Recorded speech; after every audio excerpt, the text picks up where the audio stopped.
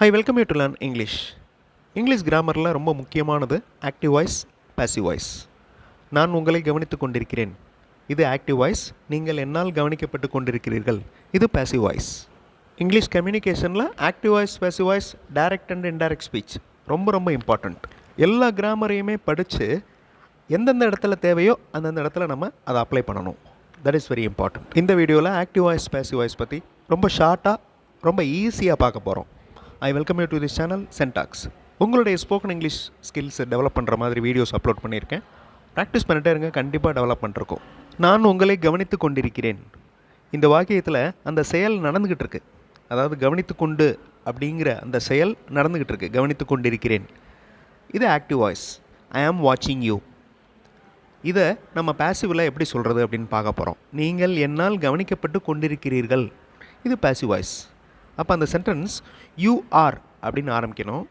ஐ வந்துச்சுன்னா ஆம் அப்படிங்கிறது உங்களுக்கு தெரியும். அதே மாதிரி he is, we are, they are, you are. அதே மாதிரி சைல்டு இஸ், இதனுடைய past form I was, he was, we were, இதுவும் உங்களுக்கு தெரியும். அந்த தமிழ் வாக்கியத்தில் பாருங்கள், நீங்கள் என்னால் கவனிக்கப்பட்டு கொண்டிருக்கிறீர்கள். அந்த நீங்கள் அப்படிங்கிறதுக்கு நான் யூ அப்படின்னு அப்ளை பண்ணியிருக்கேன். ஸோ ஆர் வந்திருக்கு. ரொம்ப ஈஸியாக ஆக்டிவ் வாய்ஸ்லேருந்து பாசிவ் வாய்ஸ்க்கு மாற்ற போகிறீங்க. ஐ ஆம் வாட்சிங் யூ, இது ஆக்டிவ் வாய்ஸ். அந்த வாட்சிங் அப்படிங்கிற அந்த வேர்பில் ஐஎன்ஜி இருக்கா, அந்த ஐஎன்ஜியை பாசிவ் வாய்ஸில் கொண்டு வரணும்ல, அதுக்கு பீயிங் அப்படிங்கிற வார்த்தையை நம்ம யூஸ் பண்ணுறோம். So you are being. இதுவரையும் அந்த பாசிவ் சென்டென்ஸ் எழுதியாச்சு. ஆக்டிவ் வாய்ஸில் இருக்கிற ஒரு சென்டென்ஸ் ஐ ஆம் வாட்சிங் யூ, நான் உங்களை கவனித்து கொண்டிருக்கிறேன். இந்த வாக்கியத்தை நம்ம பாசிவ் வாய்ஸில் கன்வெர்ட் பண்ணுறோம். நீங்கள் என்னால் கவனிக்கப்பட்டு கொண்டிருக்கிறீர்கள் அப்படின்னு எழுத போகிறோம். அந்த சென்டென்ஸ் யூ ஆர் பீயிங் அப்படின்னு ஆரம்பிக்குது. அதுக்கு அடுத்து வேர்ப் வரப்போது. அந்த வேர்ப் எப்படி இருக்கணும்? வேர்ப் அப்படின்னா வேலையை குறிக்கும் வார்த்தை. ப்ரெசன்ட் ஃபார்மில் இருக்கும், பாஸ்ட் ஃபார்மில் இருக்கும், பாஸ்ட் பார்ட்டிசிபிளில் இருக்கும். ஸோ டிக்ஷனரியில் இந்த டேபிள் இருக்கும். அதாவது சி அப்படின்னா பார் அப்படின்னு அர்த்தம். பார்த்தேன் அப்படின்னு சொல்கிறது வந்து கடந்த காலம், past tense saw. Past participle scene.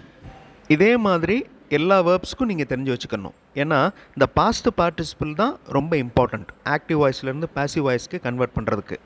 So நம்ம எடுத்துக்கிட்ட அந்த எக்ஸாம்பிள் சென்டென்ஸில் ஐ ஆம் வாட்சிங் யூ, யூ ஆர் பீயிங், அந்த பீயிங்க்கு அடுத்து ஒரு வேர்ப் வரப்போது. அந்த வேர்ப் பாஸ்ட் பார்ட்டிசிபிளாக தான் இருக்கணும்.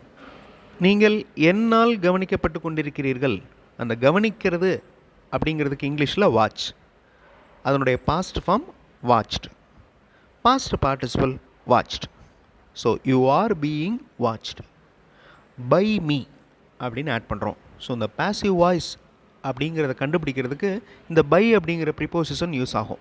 சில சமயம் இம்பர்சனல் பாசிவ் வாய்ஸில் இருந்துச்சுன்னா இந்த பை அப்படிங்கிற ப்ரிப்போசிஷன் வராது, அதுக்கு அடுத்து வர ப்ரோனவுனும் வராது. ப்ரோனவுன் எப்படி சேஞ்ச் ஆகுது அப்படிங்கிறதையும் நீங்கள் தெரிஞ்சுக்கிறணும். ஐ அப்படிங்கிறது மீ அப்படின்னு சேஞ்ச் ஆகும் பாசிவ் வாய்ஸில். ஹீ அப்படின்னா ஹிம், ஷீ, ஹெர், தே, தம்.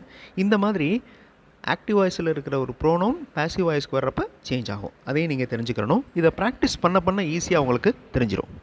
இப்போ நம்ம ஃபுல் சென்டென்ஸையும் மாற்றியாச்சு. ஐ ஆம் வாட்சிங் you, you are being watched by me. So இந்த வாக்கியம் ப்ரெசன்ட் கண்டினியூஸ் டென்ஸில் இருக்குது.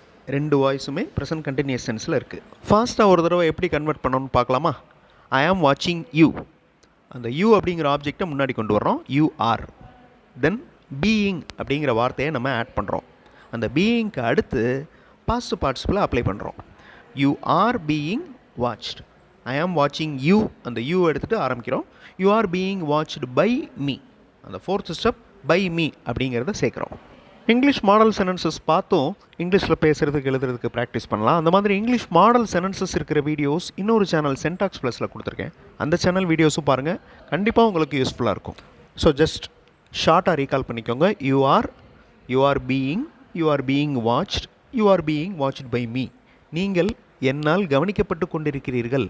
இந்த வாக்கியத்தை நீங்கள் எங்கே பார்த்துருப்பீங்க? அதாவது எ கேமரா இஸ் வாட்சிங் யூ அப்படின்னு இருக்கும் சில இடங்களில், இந்த CCTV camera. You are being watched by the camera அப்படின்னு இருக்கும், பாசிவ் ஃபார்மில் இருக்கும். இந்த மாதிரி நீங்கள் நிறைய இடங்களில் பப்ளிக் பிளேசஸில் பார்க்கலாம். அதாவது ஆக்டிவ் வாய்ஸ்லேயும் இருக்கும், பாசிவ் ஃபார்ம்லேயும் இருக்கும். ஓகே, நீங்கள் கண்காணிக்கப்பட்டு கொண்டிருக்கிறீர்கள்.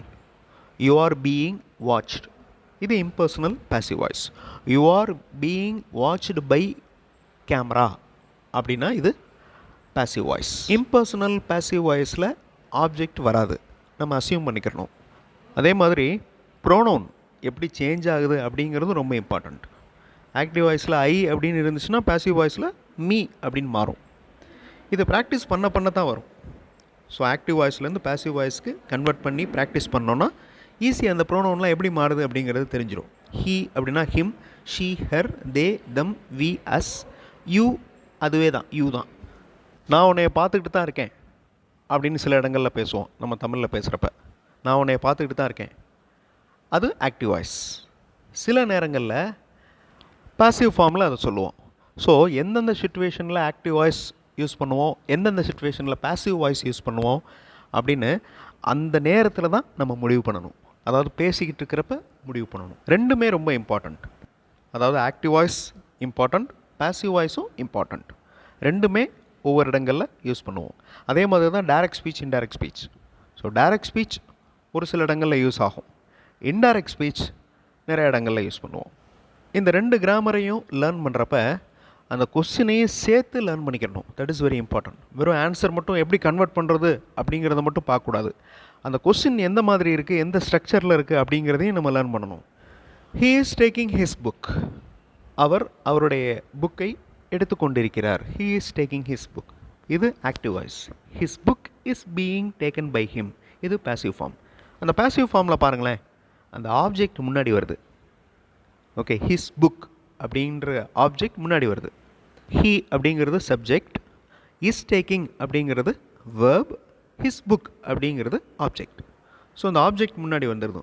His book is being taken by him. இந்த புக் அப்படிங்கிறது சிங்குலர், ஒருமை, அதனால் இஸ் வந்திருக்கு. கீழே இருக்கிற சென்டென்ஸில் பாருங்களேன், we subject, are giving verb, toys object.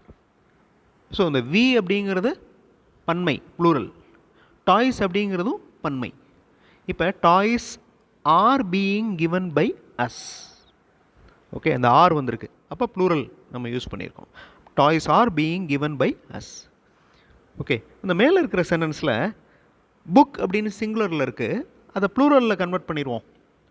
He is taking his books அப்படின்னு இருந்துச்சுன்னா அந்த ஆன்சர் எப்படி இருக்கும்? கொஞ்சம் யோசிச்சு பாருங்கள்.